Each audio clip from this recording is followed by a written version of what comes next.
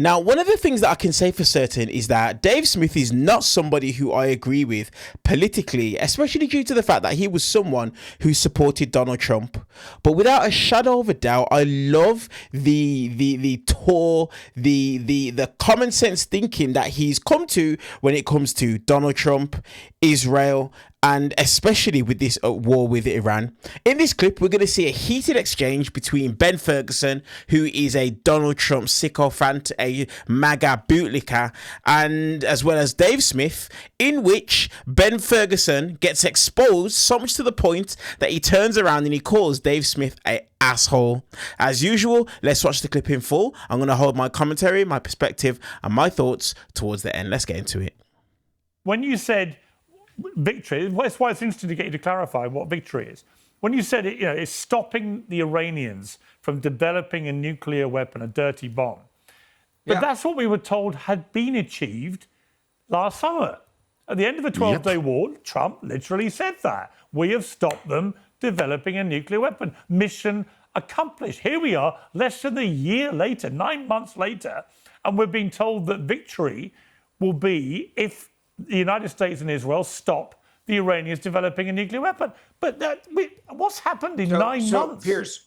Piers, great question. You have 60% enriched uranium that we know about that they still have. That's part of what we want to get out of the country.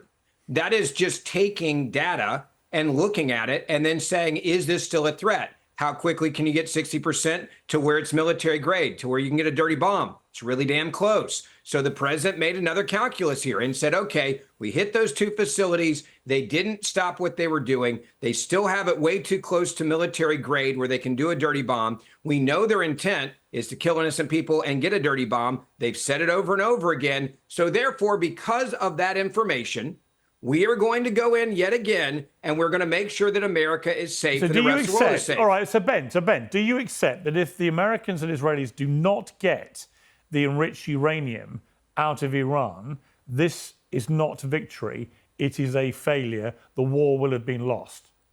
I think there's two ways you can look at that. And again, this is coming from a military mindset. Number one is I talk to people in the military, they say, look, if they can't access it, right? If we bomb it in and we push it in and they can't access it anymore, that could be considered a victory from a military standpoint perspective. And again, this is way above my pay grade. That's why I ask other people questions that are experts.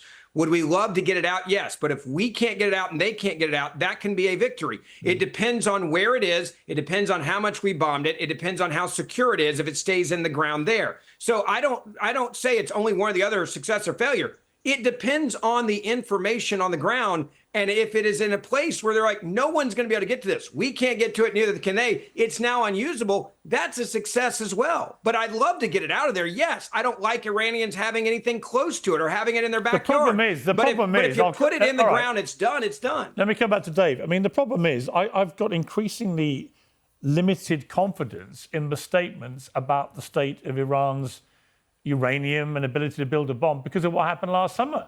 I believed what I was told, that after the 12-day war, that was it. The threat had been neutralized. They couldn't build a nuclear weapon. That was it. And here we are in March. This was last summer. And in March, now we're being told they've got all this enriched uranium. None of it got removed last time. It's still there. And how are we going to know whether we've removed it from their ability to use it or not? We're not going to know. So, unfortunately, that to me doesn't look like a very substantive victory claim to me. It's just going to muddy the waters again. That's right. That's right. I mean, and look, the fact that the goalposts just get moved so much, and like you said, Piers, not that long ago, just last summer, where all the people who supported the 12-day war were boasting and demonizing anybody who opposed it as what a success this was because we obliterated their nuclear program. But like, if we have to go back and fight a whole new war right now over that nuclear threat, then that was wrong. Then you got to admit you were wrong about it back then. From Trump. And if not, but Here is the quote from Trump, Dave. This is last year, after the 12-day war, I don't think they'll ever do it again. They've had it. It was a complete obliteration. They were set back decades. Turned out decades was actually 9 months. Yeah, I mean, I'm sorry. This is just too ridiculous to stand. And if I could just go back to the last point there, because, you know, seeing as how this whole thing started off of my claim of the U.S. Regime being the biggest terrorist organization in the world. I mean, even if we are to accept Ben's interpretation of what Donald Trump was saying here, if you were just saying like, no, the Stone Age means we take out all the bridges and all the electricity. Like, okay, but what does that mean? Well, hey, Ben, listen, we said the one thing was we're not going to interrupt. You've interrupted every time I've spoke, and I haven't done it once to you. So let me finish making a point here.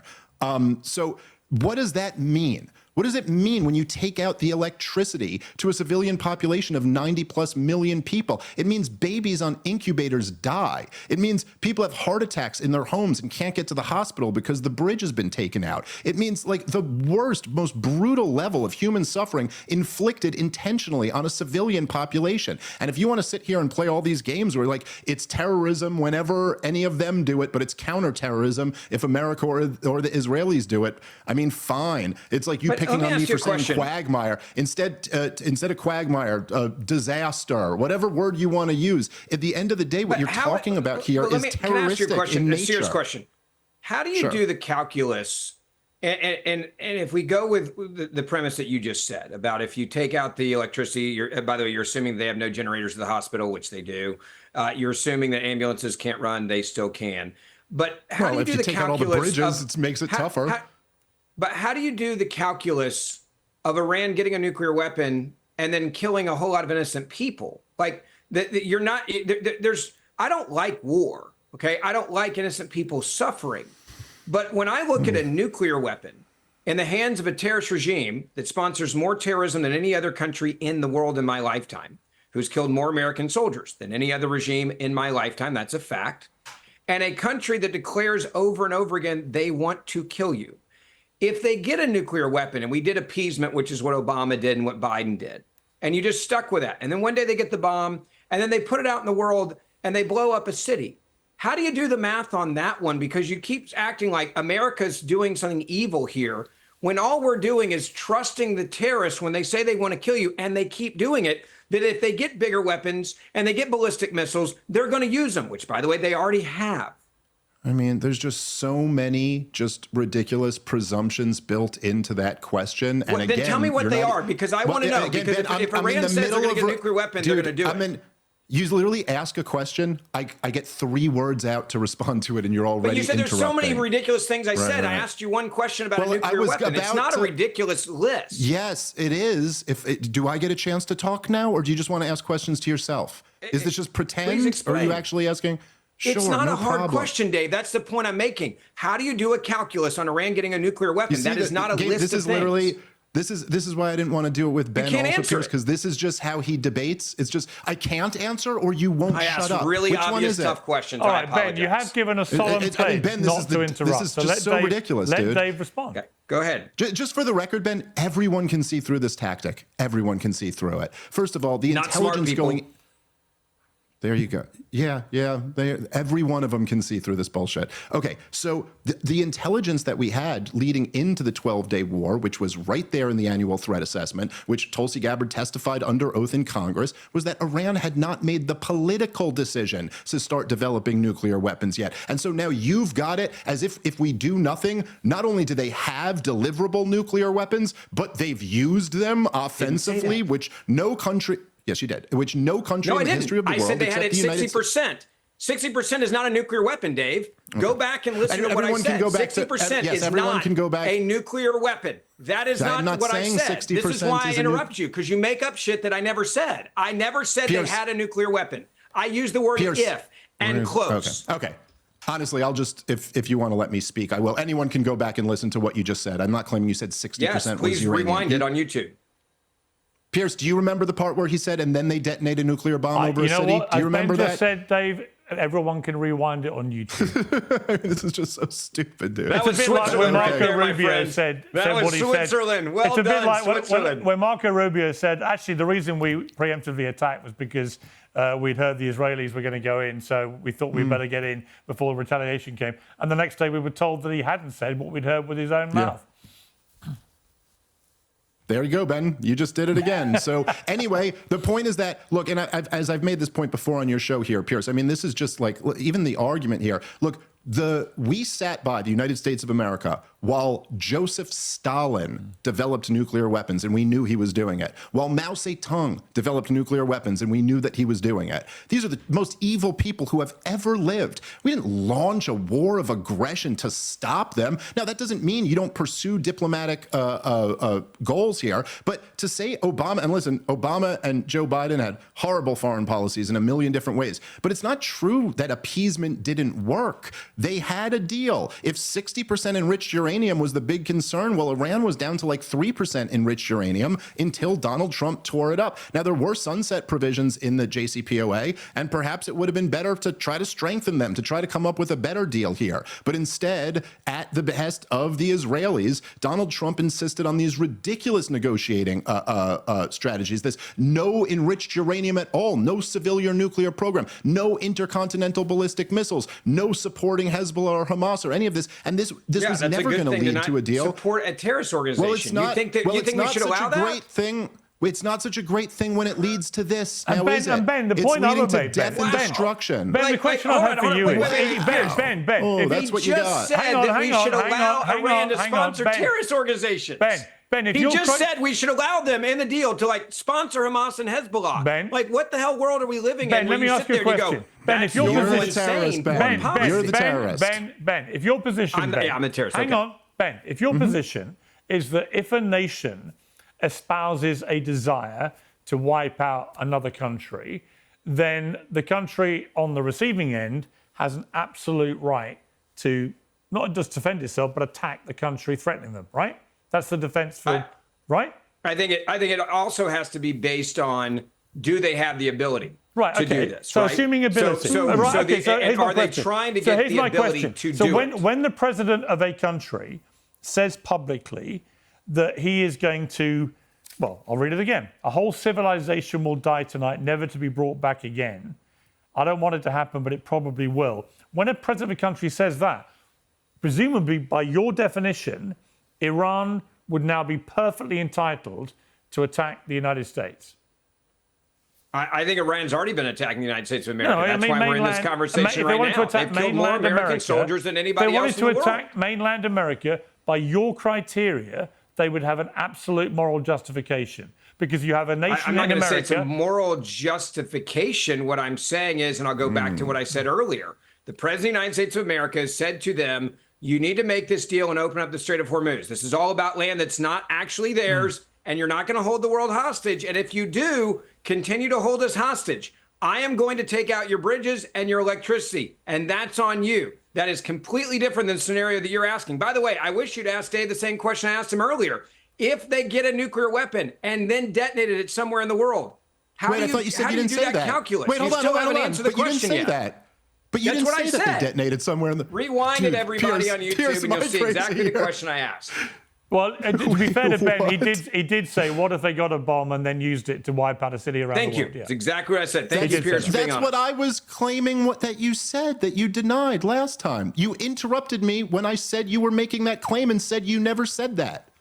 No, I said they didn't have the bomb. I said, if they got the bomb, how do you make the calculus? And you haven't answered that question yet because you don't know how to answer it. Your foreign policy is fraud, Dave. Your foreign policy is bury your head in the sand, bother no one, and then no one bothers you. And when you're dealing with terrorists, that never works. 9/11's a great example of that, by the way. We were literally burying our head in the sand, acting like Osama bin Laden was not a threat after he kept saying he wanted to take out America. He wanted to go after America. And every president did the same thing. They buried their hand in the sand, and they said, we're not going to deal with him right now. We'll leave him alone. Okay, we won't get wars in the Middle East. Let me ask you this, so Ben. ridiculous and ahistorical. Ben, what's interesting? America was just not intervening. No, it's not actually. We were not interventionist until 9/11. Yeah, right, please. We were bombing Iraq. We had a sanctions regime around Iraq. We had military bases in Saudi Arabia. And by the way, every one of the things that the terrorists objected to what were we doing in the Middle East? Interventions. Nothing. No. We were doing nothing when 9/11 happened in the Middle East. The UN, we were not. You don't know what you're talking about. The UN were we estimated, invading a country in Iran on 9/11? No. Can I finish were we the at sentence, war with or are you anybody just in the going to Middle East interrupt? during 9/11? Okay. The answer is no. We were asleep at the wheel on 9/11. There's a reason why John Ashcroft wrote a book called Never Again, because we were so asleep at the wheel that we realized afterwards we can never allow it to happen again. When Madeleine Albright was asked about how the UN had estimated that 500,000 children had died of starvation and malnutrition due to the Clinton blockade around Iraq, she said, and I quote, "That price is worth it." These were the non-interventionist years of peace and prosperity. What? 92, 93, 94? We're talking about 2001. That's a long ways off, bro. I said, what were we doing when 9/11 happened in the Middle East? In the Middle East on 9/11. Try You're 1998. talking almost 2 decades earlier. No, I'm talking about 3 years earlier. You don't know what you're talking about.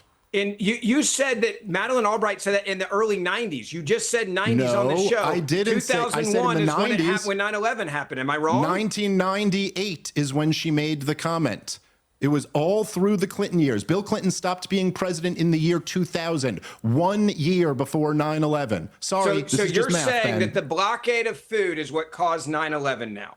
No, I'm not saying it. Osama bin Laden himself listed it as one of his stated grievances, along with the military bases. One of a list that was like the Unabombers list. Yes, that also involved the U.S. military bases on Holy Land in Saudi Arabia, and U.S. support for brutal regimes that oppress Muslims in the region, and U.S. support for the Israelis, who have been occupying, at that time, for 30 plus years, the Palestinian territory. Yes, this is basic history. You can say I'm a fraud, but you don't know any of this. Hold on. You don't know any of this. So I'm correct in saying that your foreign policy is bury your head in the sand and hope that no one bothers you based on what you just said.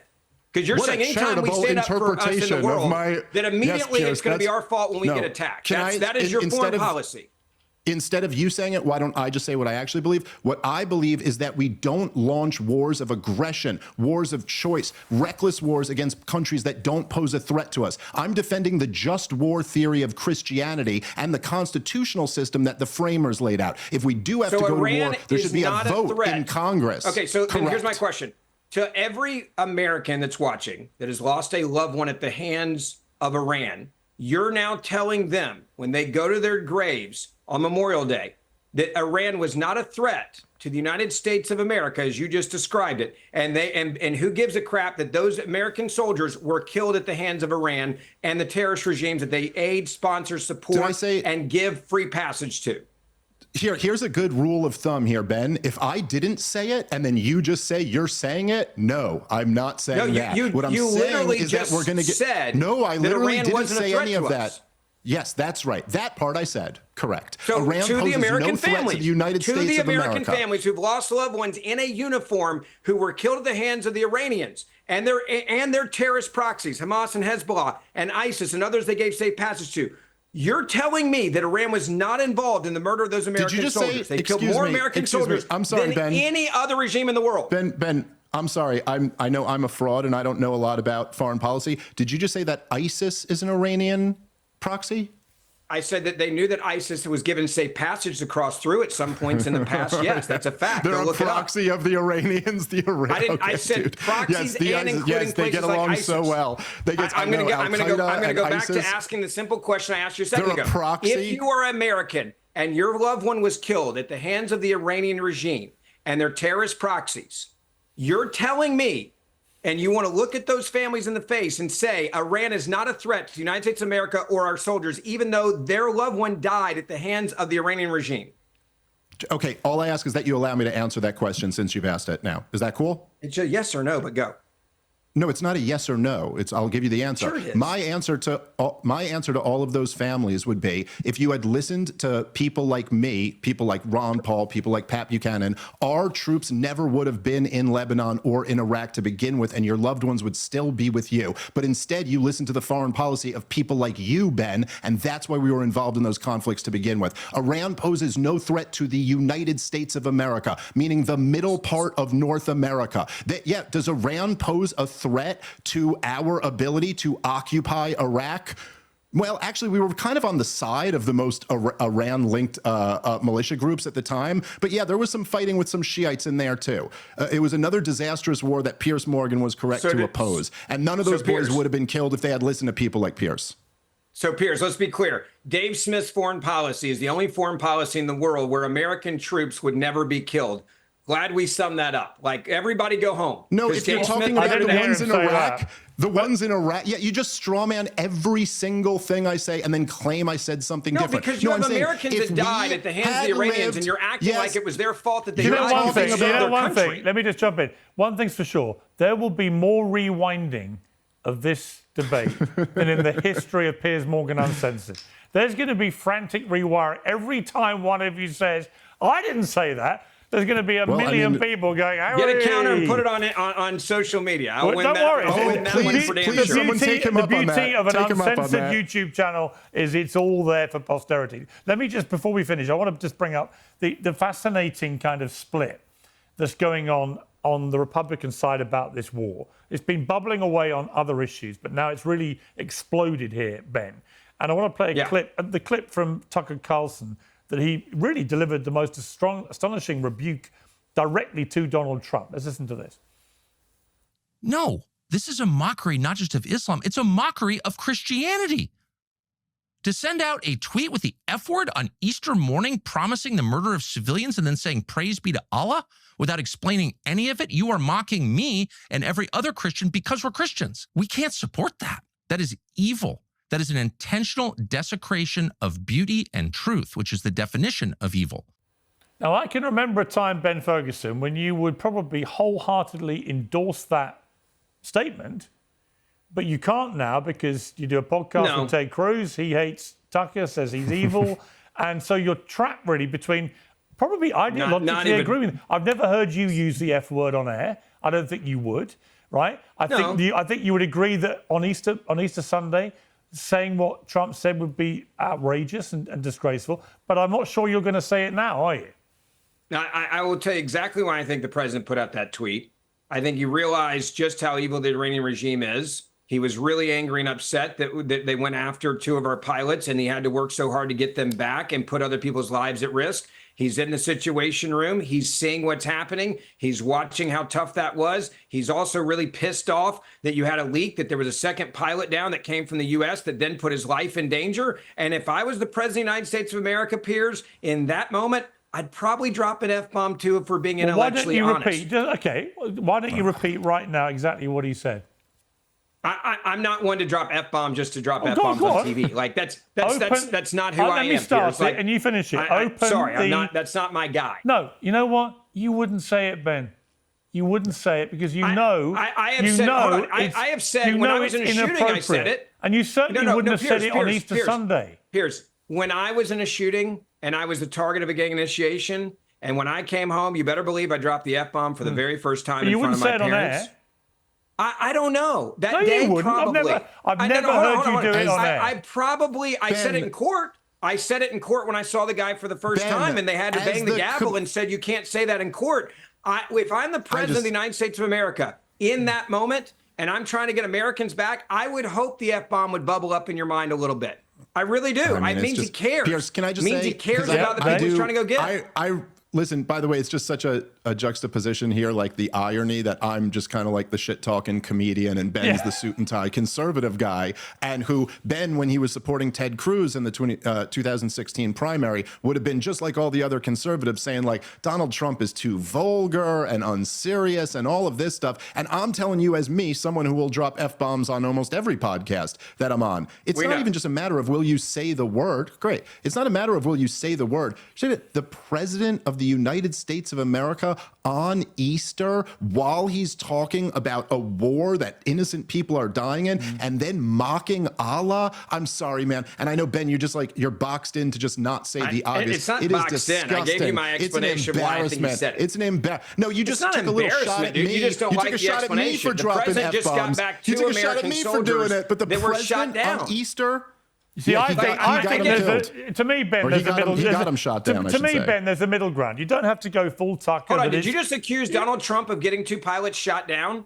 Yes, by launching this stupid war. Okay, here. All of the death is on him. This is why people, Dave, think you're an asshole. For that right there. What do you mean people think this? You don't blame terrorists. You don't blame terrorists when they do things. You only blame the United States of America, which goes back to the point. I genuinely think you Terrorist probably hate doesn't mean- America, or you hate I Donald don't Trump care so much that you that you think hate that. America by default. Like, Hey, you Ben, just can I blame the ask you a president question? for Let's just- terrorists a quick going look. after our guys. Sure. That's We all when heard they what say you hate happened. Hey, America. Ben. You actually hate Ben. America. Hey, Ben, let me ask you a question. Let's say that our government did become something that you would consider a terrorist regime. Let's say like real Nazis took over the United States of America, okay? Hypothetically, thought experiment. And they started doing Nazi stuff. They were really terrorists, whatever you would define that to be, which you never really define it. I'm in favor of the Second Amendment. I'm tracking with you. Let's say, me too. Okay, so let's say they real terrorists take over the American government, and now the government's doing real terrorist stuff. If I were to call them terrorists, does that mean I hate America?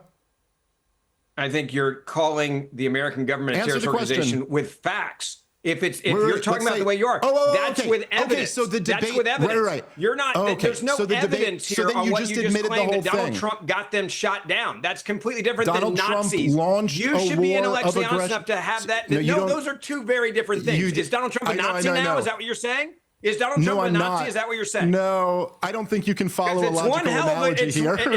it's one hell of an analogy, my friend. You're like, well, Donald Trump's the reason why they got shut down. Let's blame Donald Trump. I think Well, that's you're- anti-American. I think the president trying to Okay. keep us safe is pro-America. And I think Ben, the I love president when going you after go- a terrorist regime is Yeah. always a good thing. Again, I'll take the people with IQs above 90 who understand the logical analogy I was just making. But Ben, when you're for you to losing sit an there and argument when you say- have to go you after keep my IQ, interrupting. which is above that, keep by the way. interrupting. But, like, okay, come on. Okay, keep interrupting. No, I'm not. I didn't go after your IQ. I went to the IQ of the Above people a 90, who you were would implying that believe mine was your below argument. 90. I can figure that out because I have above a 90 IQ, bro. No, actually, you can't, because I'm implying that only people with a 90 IQ would believe your line of bullshit. Nothing about your IQ was implied there, actually. But anyway, you want to say this is why the people think I'm an asshole? Okay, again, like I said with Adam, man, let's see what the response from the people is. This is why the people think you debate in a really dishonest way.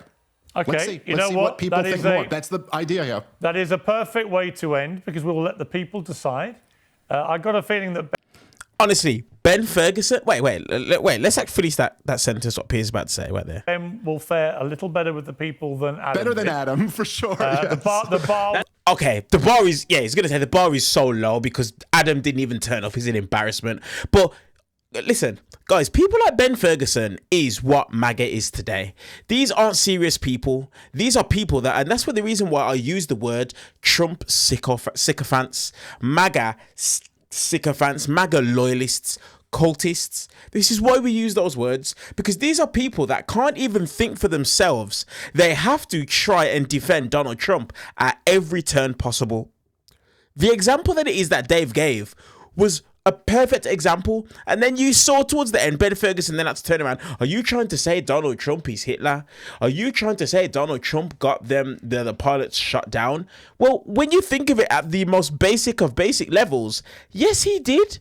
Because there's a reason why the majority of the world believed that this was an unprovoked attack. It was completely unprovoked. They were at the negotiations table and Donald Trump just turned around and decided, just like he did last year, to turn around and initiate this war with Iran. And unfortunately for Donald Trump, he has lost this war and now he's in defense mode and cleanup mode. This is exactly what's happened, what's taken place, and that's why Ben Ferguson cannot defend his points. That's the reason why throughout this entire clip, Piers Morgan and Dave Smith just repeatedly just dismantled his talking points and just took apart anything that it is that he had to say, anything at all. People like Ben Ferguson will ride with Donald Trump regardless of what happens. Listen, Donald Trump, facts and evidence could come out about Donald Trump in the Epstein files, and I guarantee you, someone like Ben Ferguson, they still wouldn't call him out. They still wouldn't. They'd figure out a way to try and bend the situation, to be in support of Donald Trump. That is what people like Ben Ferguson do. That is who they are. That is how they act and how it is they conduct and carry themselves. And it shouldn't be no shock or any surprise whatsoever. This clip really just exposed Ben Ferguson for the hypocrite that he is. Genuinely. It genuinely just did. I'm telling you guys right here, right now, if Biden or Barack Obama would have done the exact same thing that Donald Trump had done, you would be seeing the right people like Ben Ferguson, MAGA, Republican cultists. You would see people like these guys up in arms and completely losing their mind. But do you know, unfortunately, the reason why you won't see it? Because people like Ben Ferguson are going to continue to be Trump bootlickers.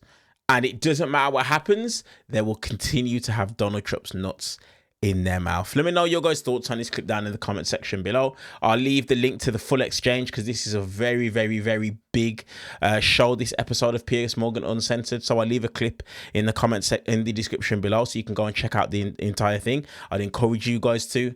But guys, do me a favor, hit the thumbs up button, hype the video up, and hit subscribe if you're interested in a Brit's perspective, thoughts, and opinions on all things to do with American politics. I'll see you guys in the next clip.